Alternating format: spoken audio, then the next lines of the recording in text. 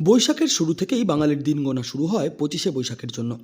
বিশ্বকবি রবীন্দ্রনাথ ঠাকুরের এই বিশেষ দিনেই জন্মগ্রহণ হয়েছিল। তাই তো এই বিশেষ দিনটিকে মনে রাখতে প্রতি বছর সমারোহের সঙ্গে দিনটিকে পালন করা হয়। তবে এবার বৈশাখের শুরুতেই এক ব্যক্তিকে দেখে অবাক হচ্ছেন সকলে। কোচবিহারের দিনহাটা মহকুমা এলাকার পেটলা আলোকঝাড়ির বাসিন্দা এই ব্যক্তি দেখতে অনেকটা হুবহু রবীন্দ্রনাথের মতন। হ্যাঁ, বিভিন্ন জায়গায় গেলেও লোকজন ভালোই বাসে। হ্যাঁ। মূলত এই মানে এই যে চেহারা, হুম। এই চেহারাটার সূত্রপাত হলো কি করে?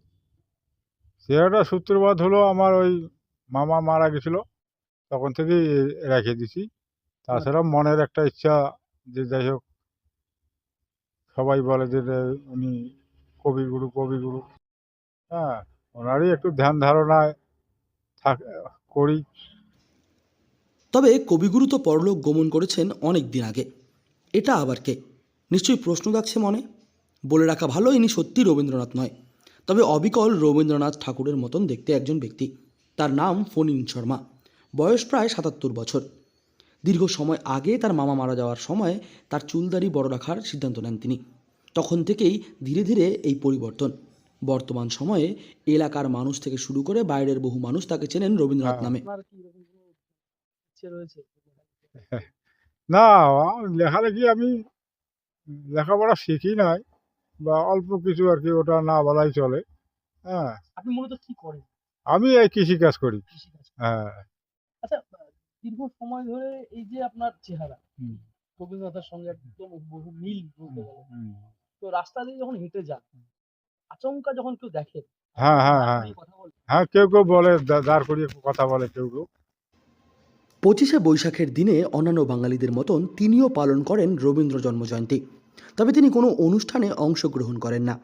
একবার এলাকার কিছু ছেলেরা তাকে রবীন্দ্রনাথ সাজাতে চেয়েছিল, তবে তিনি বাড়িতে না থাকার সেই সুযোগে তিনি আর সেটা করতে পারেননি। তবে তার মনে রবীন্দ্রনাথের প্রতি অগাধ শ্রদ্ধা রয়েছে।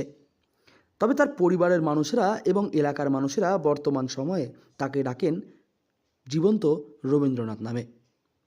এখন তো প্রচুর মানুষ আসেন হ্যাঁ, ওনাদের কাছে, আসেন। ওনাকে দেখে কেমন লাগে এই বিষয়টা? ভালো লাগে। মানে যখন আসেন, ফটো-টটো করেন, আমাদেরও ভালো লাগে।